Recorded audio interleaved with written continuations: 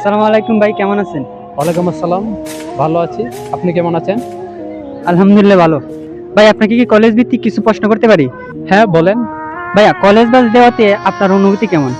আসলে কলেজ দেওয়াতে আমার অনুভূতি অনেক ভালো।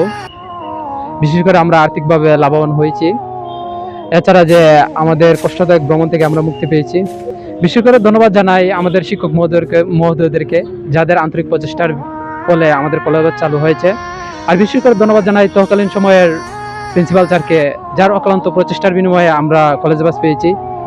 আসলে কলেজ বাস পেয়ে আমরা আসলে অনেক উপকৃত হয়েছি। এই কলেজে আর কি কি সমস্যা আছে বলে আপনি মনে করেন?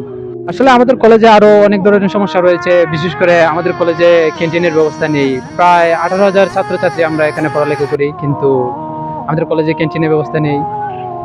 তাছাড়া আমাদের কলেজে লাইব্রেরিতে বইয়ের সংখ্যা খুবই সীমিত, এখানে পর্যাপ্ত বইয়ের ব্যবস্থা নেই।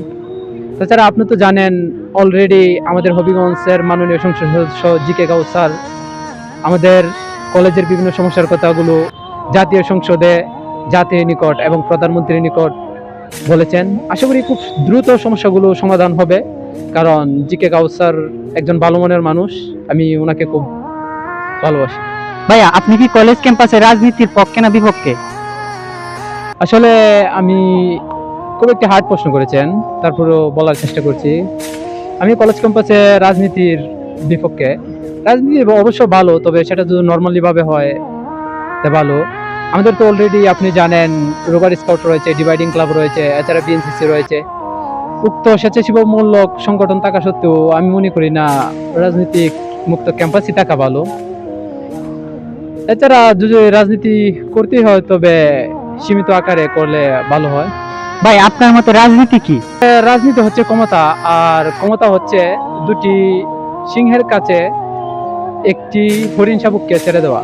তো আপনি বুঝতে পারছেন দুটি হিংস্র সিংহের কাছে একটি হরিণ শাবককে ছেড়ে দিলে কি অবস্থা হবে। আমার কাছে ঠিক রাজনীতি সেরূপই।